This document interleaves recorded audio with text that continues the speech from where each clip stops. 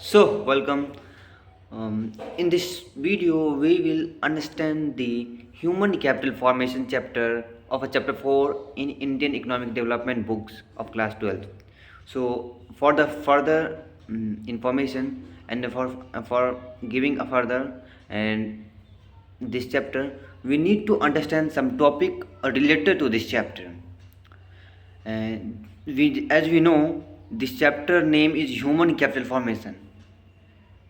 Before the going into the chapter, we need to understand some basic concept and topics like what is human capital and some related to physical capital. There are two capital, human capital and a physical capital.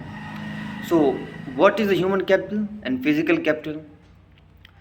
So human capital is a stock. अब इसका मतलब आप ये मत समझ लीजिए कि कोई भी दूसरा चीज़ का स्टॉक जैसे प्रोडक्शन में होता है जो कोई इन्वेंट्री हो गया उसका स्टॉक नहीं। इसमें हम स्टॉक के बारे में बात करेंगे। It is the stock of skills, expertise, knowledge, ability of a nation in at a point of time. एक पॉइंट ऑफ टाइम पे जो किसी भी नेशन के पास कि कितना स्टॉक है एबिलिटी का, स्किल्स का, नॉलेज का। जैसे कि एक नेशन में बहुत कितने डॉक्टर्स हैं, इंजीनियर्स हैं, सीए हैं, लॉयर्स हैं, इंजीनियर, ये सब एक स्टॉक हुआ एक्सपर्टाइज का, नॉलेज का।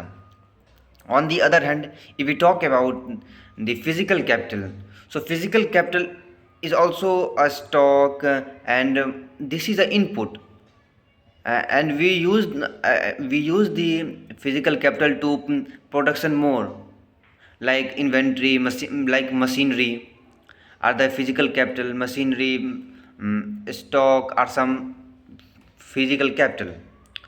If we differentiate both, so first differentiate physical capital is a tangible. हम फिजिकल कैपिटल को देख सकते हैं। टेंजिबल मतलब होता है देखना, और human capital can not be tangible. क्या आप लोग बता सकते हैं कि एक डॉक्टर की स्किल को हम देख रहे हैं? No, you can not do that.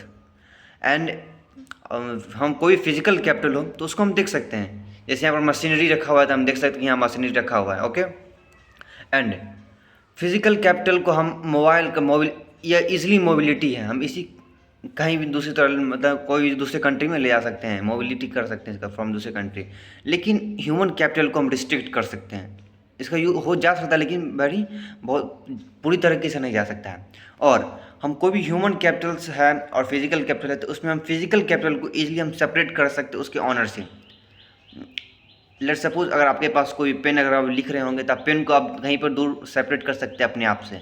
But क्या जो आपके पास नॉलेज है अभी जिससे आप लिख रहे होंगे, क्या उसको आप सेपरेट कर सकते हैं? No, you can not do that, okay.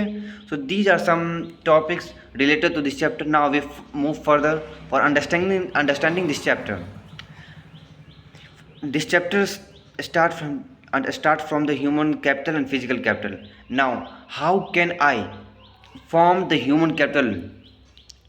As we know, human capital is a stock, ability, expertise, knowledge.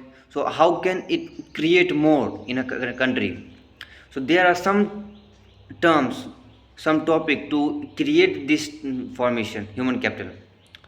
First is a knowledge. आप ही बताइए, अगर आपको एक कंट्री में बहुत ज़्यादा जीडीपी ग्रोथ कराना है, नेशनल इसका बढ़ाना करना हो, तो वहाँ आप लोग एजुकेशन दीजिए, उसके हेल्थ पे ध्यान दीजिए, क्योंकि जो एक हेल्दी पर्सन है वो ज़्यादा कंट्रीब्यूट कर पाएगा कंट्री के डेवलपमेंट में अगर हम अनहेल्दी लोगों के साथ कंपेयर करें तो, क्योंकि वो रेगुलर अपने स्किल को दे पाएगा कंट्री के डेवलपमेंट में, लेकिन अनहेल्दी पर्सन नहीं।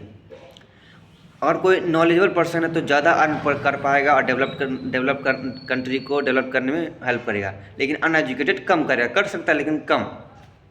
हम इंफॉर्मेशन पे एक्सपेंस करें, अगर हम इंफॉर्मेशन दे लोगों को तो वो ज़्यादा बेहतर होगा। और हम ट्रेनिंग भी देना चाहिए, on the job training, off the job training, these are some concept.